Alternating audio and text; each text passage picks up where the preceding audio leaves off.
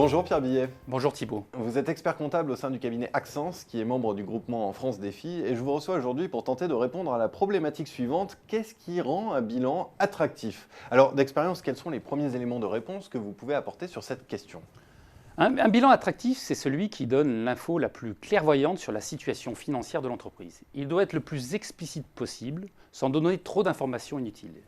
Mais on est sur une matière vivante, continue. En fait, on peut dire que le bilan parfait n'existe malheureusement pas.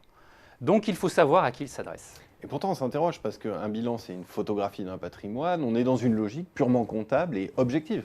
Oui, non, enfin je pense que vous vous trompez. En fonction de la personne, de son environnement et de son organisation, un bilan sera plus ou moins attractif.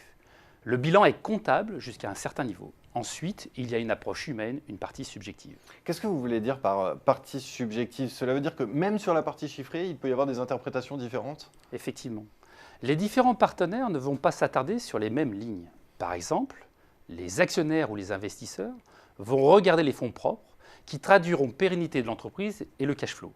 Les banques vont être sur la même logique car elles ont un besoin de sécuriser leurs opérations avec l'entreprise. Quant au client, il va regarder les résultats et n'appréciera pas forcément s'ils sont trop importants car il va se dire qu'il paye trop cher les produits ou les prestations. D'ailleurs, certaines entreprises essaient de contourner le règlement en ne dépensant pas leur bilan. Certaines préfèrent être pénalisées pour ne pas donner des informations stratégiques en matière de compétitivité. Un bilan ne peut donc pas plaire à tout le monde. Tout à fait. Une entreprise qui perd de l'argent temporairement peut inquiéter les banques, ses fournisseurs, mais pourra se montrer très attractive pour des investisseurs ou un concurrent en recherche de parts de marché. Alors, qu'est-ce que ces exigences contraires impliquent pour l'entreprise au moment de la construction du bilan? À mon avis, les experts comptables doivent porter le plus grand soin aux annexes qui explicitent le bilan et le compte de résultat. C'est hautement stratégique.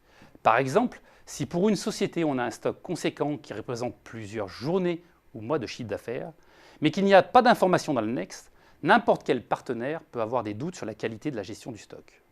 Or, si la même société donne des explications sur sa gestion des stocks, sa technique de provision éventuelle, sur son SAV ou les prévisions d'écoulement de ses stocks en fonction du marché, cela va rassurer forcément le lecteur. Donc on en revient à ce que vous disiez en début d'interview, à cette nécessité d'être précis et clairvoyant. Effectivement. Dans notre société, on a beaucoup d'informations à disposition, mais avoir la bonne information, c'est parfois assez compliqué. Le bilan doit donc être précis et clair.